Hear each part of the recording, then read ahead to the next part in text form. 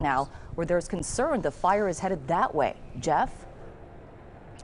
And that concern is growing, Susie and Juan. We've been keeping an eye on this smokestack for about an hour or so, and the concern is that the flames will eventually make its way to the KIRKWOOD ski resort. So between here and there is Highway 80. That's the separation, but the fear is that the flames will eventually wind up at those homes right there. So right now, as we are speaking, fire crews are working to widen the natural break. Crews worked against fast-moving flames outside Lake Tahoe's Heavenly Mountain Ski Resort, and the snow machines are now being used as giant humidifiers. About 50,000 people are under evacuation orders. When we were going through our house, you're kind of going through the boxes and you're like, okay, what can I leave behind and what do I have to take? In KIRKWOOD, this ski resort is empty too, while crews have been working to create more defensible space on Highway 88.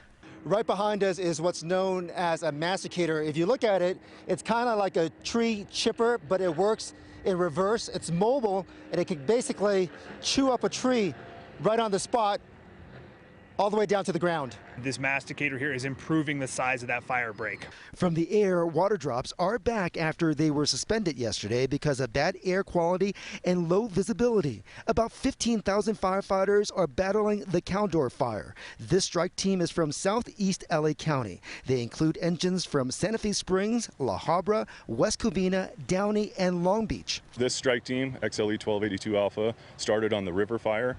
They then went to the August support out of Redding. From there, they went onto the Monument Fire. After the Monument Fire, onto the Areola Fire. From the Areola Fire to the Washington Fire, and from the Washington Fire to the Caldor Fire. The erratic nature of the Caldor Fire forced this bear from its home, while some people have decided to stay put. I promised my kid I'd be out of here as soon as I saw any flames anywhere. And so the plan tonight is to create fire lines ahead of the fire, and if conditions are right, crews will use backburners to eliminate the dry vegetation between the main fire and that containment line. For now, reporting live from KIRKWOOD, Jeff Nguyen, KCAL 9 News. We'll send it back to you. Jeff, a quick question here before you go. What caused the air support situation to change today? Yeah, great question, Juan. So yesterday, the air quality was really bad. The visibility was low. As you can see, the sky is much clearer today. However, that is a double-edged sword, right? Because when you have a lot of thick smoke, the fire creates its own weather system, so there's a bit of a cap.